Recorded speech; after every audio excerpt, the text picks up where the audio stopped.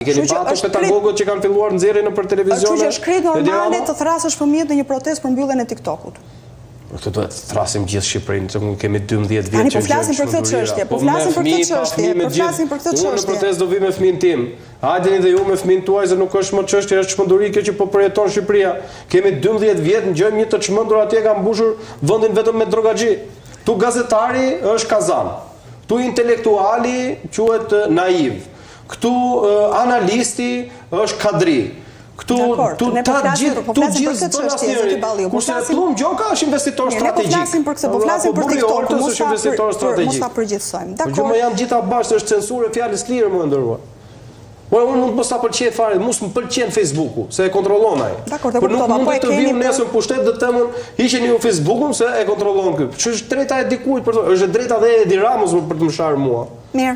Mua edhe një njeri që nuk më pëlqen çfarë thot, është drejta atij, unë duhet t'ia shpjegoj, duhet pranoj që ai ka të drejtën ta thot atë mendimin e vet. Kjo do të thotë të pranosh dhe të dashurosh lirinë e fjalës, dhe lirinë për qenë i lumtur, lirinë për të jetuar, lirinë për të bërë biznes. Ti do ta pranosh atë edhe kur mbase nuk të intereson. Unë mund të kem interes që sot flas vetëm unë, ju mos flisni, po kush jam unë t'ju ndaloj ju?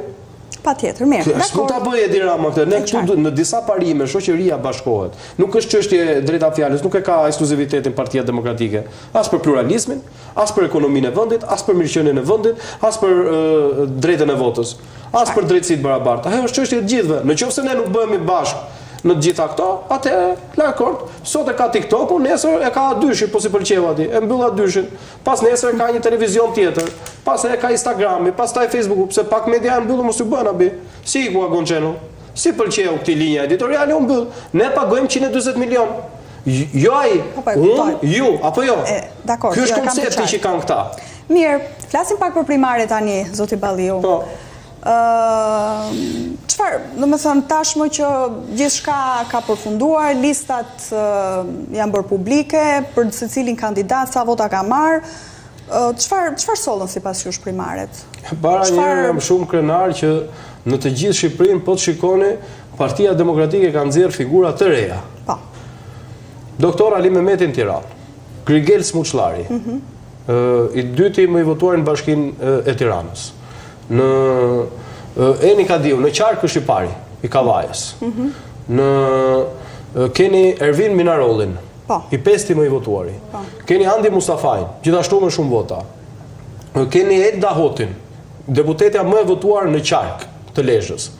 Keni Ina Zhupën, deputetja më e votuar në Qarkun e Vlorës.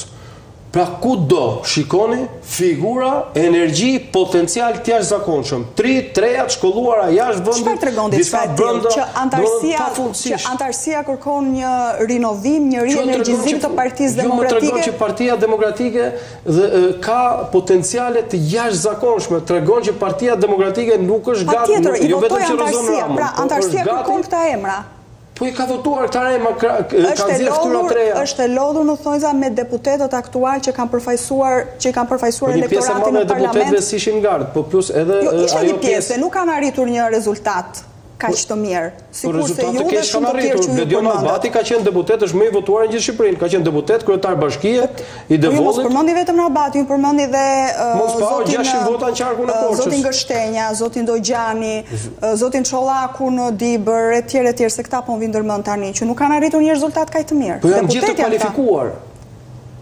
Janë gjithë të kualifikuar këta që përmendni ju.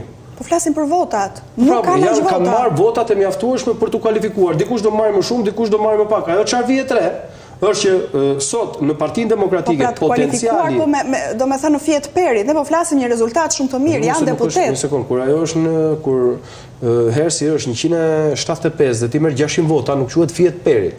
Po këta që përmendau nuk kanë marrë 600 vota, kanë marrë 200 vota. Ta që përmendau. Po Hersi nuk i di tash për gjithë. Po dakor, po 200 për një deputet. Pavarësisht do më thua se është qarku vogël, numri është më i vogël, por gjithsesi për një deputet. Numri është më i vogël dhe ka pas kandidat më shumë dhe kanë pas Hersin më të lartë në disa raste për qarqet. Se dhe për llogaritjet ndonjëherë nuk janë shumë fair për ish vërtetës. Ajo çfarë vere unë dhe besoj bjem dakord gjithë, është shumë pozitive që në Partinë Demokratike ke një potencial të jashtëzakonshëm të trinjve dhe të rejave të cilët kanë marrë një numër të konsiderueshëm votash. Po mos kujtoni se shumë nga ne që i kemi marrë këto vota, i kemi marrë edhe falë dimës që na është dhënë, punës që kemi bërë, si thua, një farë stërvitje që kemi bërë, po pikërisht me ata deputet që kanë pas eksperiencë më të madhe se ne. Dakor. Për së vërtetës, ka rëndësi që është gjithë ky potencial, që Partia Demokratike është mbushur me energji. Do të thonë, jo vetëm jemi drejt fitores, por ne jemi gati për të qeverisur.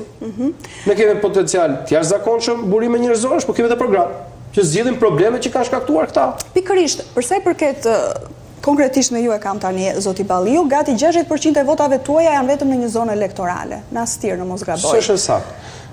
Unë kam për shumë, janë kandidatë të tjerë që kanë të shpërndar. Ju i keni vetëm në një zonë, apo jo? Jeni e pa informuar, sepse në të gjithë në Bashkinë Tiranë që jam i votuar i pari, në 16 degët e Tiranës, nuk ka asnjë degë e Tiranës që unë nuk kam mbështetje dhe votë, që unë nuk kam marrë votë. Pa tjetër, si çdo kandidat tjetër, ka disa degë ku unë kam më shumë mbështetje në ato që jam deleguar, apo në ato që unë kam punuar, siç është dega njësia 9, siç është njësia 16, një pjesë mirë votash dhe tek njësia 6. Pra i keni të shpërndar apo më thoni, nuk i keni vetëm në një? Patjetër, po si gjithë. Çdo deputet i ka pas të shpërndar dhe patjetër çdo deputet në një zonë ku ka qenë deleguar pak më shumë, siç është rasti i zotit Kadiu, që ka qenë Kavaj dhe votat i kanë Kavaj. Apo çdo kandidati tjetër. Po pra, po në këtë zonë nuk është më shumë se gjysma?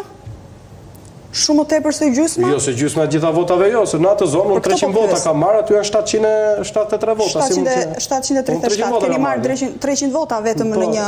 Po, në një degë. Në një degë. Po, që është dega në të cilën unë kam 10 vjetë që punoj dhe mendoj që është normale. Ishte pritshëm ky rezultat për ju? Po, për mua po.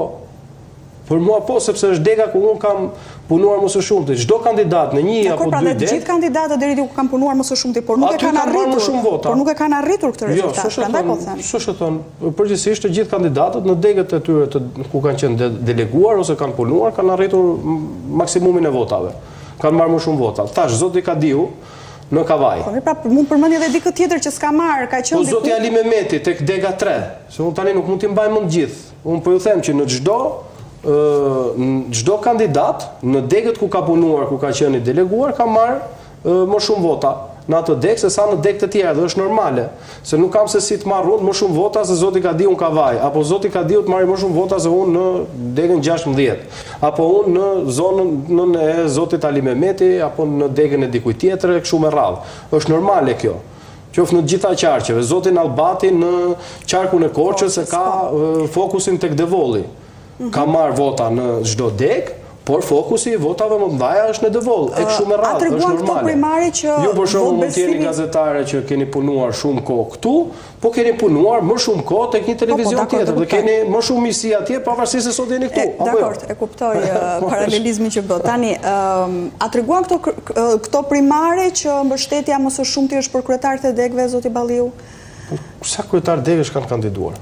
Në Kavaj, për shembull, që ka marrë edhe numrin. Se kanë kandiduar 220 kandidat, janë kualifikuar diku tek 150, mos gaboj, kanë kandiduar diku tek 4 kryetar degësh. Vetëm 4 janë? Po, ka që janë ato që kanë kandiduar. Zoti Gjingjoni, po kanë dalë fitues. Kanë dalë fitues. Po normal, shumë mirë, por ne kryetarët e degëve kemi shumë të mirë.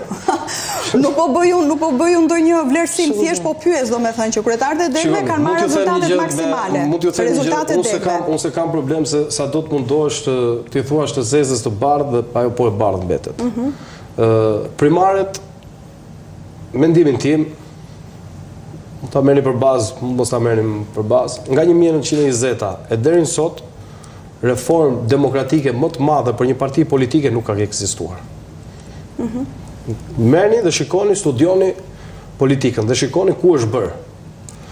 Kemi ngaluar nga partia që hajde këtë të përjashtojmë në një parti që janë kualifikuar 33 pafund.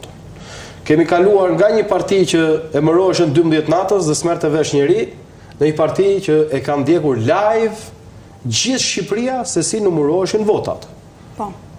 Domethënë, transparenca e votave të kandidatëve të Partisë Demokratike është bërë live në të gjitha televizionet e Shqipërisë, ndërkohë që transparenca për kandidatët e Partisë Socialiste bëhet në Sky ECC, ku të del çyrbja, se si u votua, si u bë ai, apo plumgjoka e tjerë. Ka patur manipulime në këtë proces, zoti Balliu, me sa ju jeni ndjeni në të gjitha qarqet? Po nuk ka asnjë ankesë asnjë. Jo, s'ka pasur. Zonja Kalaja shpreu një shqetësim. Pak orë pas përfundimit të rezultateve. Zoti Murrizi për Tiranën që po vonoi. Po, pse është vonuar dhe unë kam pasur atë. Po them shqetësim të shprehur. Po, nxirreni dhe zoti Murrizi nuk thoshte që po manipuloi. Do mendojnë njerëzit që po manipulojnë. Me vonesën e rezultatit të Tiranës. Po pra, po deri në orën 9 ishim duke numëruar ne. Dhe unë kam kërkuar që hapeni ato kutit, por edhe zoti Murrizi, nxirreni statusin ta lexojmë bashkë. Dhe çfarë thot? Zoti Murrizi thot: nxirrni rezultatin. Ja vonesën këtë po them për rezultatin. Një sekond, po nuk thot që janë manipulohen. Thot që nxirreni se do mendojnë njerëzit që ne kemi manipuluar. Gjithë dim sa vota kemi. Me kohën e shpalljes së rezultatit e kështu dhe zoti Murrizi këtë po them. Unë doja që ditë të shpejt rezultati. Se ne gjithë, siç e thotë zoti Murrizi, gjithë dinim sa vota kishin. Ne gjithë donim që të dilte sa më shpejt rezultati. Kuptohet tani aty janë disa procedura për të bërë administrata që është marrë me atë proces. Ishte e lodhur deri në orën 9 ka votuar, ka numëruar. Të nesërmen e procesi zoti Berisha tha ndër të tjera që pragu nuk është vendimtar. Po sepse janë disa kritere, një nga ato për shembull është plotësimi me regjistrimi i disa shqiptarëve për të votuar që jetojnë jashtë dhe çdo kandidat duhet të regjistronte një numër të caktuar prej tyre në duhet sillte një numër prej tyre të regjistruar, po ashtu aktiviteti politik, po ashtu dhe aktiviteti mediatik. Po, nëse janë disa kritere... Kur ne vim në garë, na u dha ky udhëzim me këto kritere. E kishit, pra, po përpjekja fushata që bët për të marrë sa më shumë vota, nëse janë dhe këto kritere dhe tjera? Po ato ne i dinim parë se të futeshim garë, nuk është se i shtuan më vonë. Ne kemi hyrë koshient në këtë, dhe unë jam marrë për shumë, po themi për regjistrimin e shqiptarëve në diasporë për votuar. Ju renditët i dyti në qarkun e Tiranës me 737 vota. Do ju vi keq nëse jeni në listën e hapur? Ka pasur vetëm në dy kuti se tani u kujtova, kutia e Vorës dhe kutia e Paskuqanit që ka pasur disa problematika, të cilat ato mund të hapeshin, mund mos të hapeshin, por do mbeteshin në dyshim sepse ishin mungesa e vulave, e cila nuk ta lejon proceset. Nëse i hapeshe ato kuti do ishte shkelje e procesit. U tha dhe kjo, u tha. Zoti Balliu, jeni i dyti në qarkun e Tiranës. Do ju vi keq nëse do jeni në listën e hapur? Nuk mund të them as që vjen keq, as që vjen mirë. Ajo që mund të them unë është që çdo njeri në këtë garë do t'i futet këtij procesi për atë që ne kemi diskutuar disa herë këtu për fitoren e Partisë Demokratike. Mu do më vi keq se kur ne humim zgjedhjet. Do më vi keq edhe si kandidat, do më vi keq edhe si demokrat, po mbi gjitha do më vi keq si baba i ri dhe si shqiptar, që është një tmerr që sot Shqipëria vazhdon. Nuk do vi keq që nuk deni në listën e mbyllur, që do të keni të sigurt mandatin e deputetit. Nuk e mendoj që është ju garuat një proces, u renditët mjaft mirë, jeni ndër kandidatët që i plotsoni kriteret, keni kontributin e tjerë. Mos të bëjmë edhe këtë, si thua, më katolik se papa. Çdo njeri do të shpërblehet me punën e vet.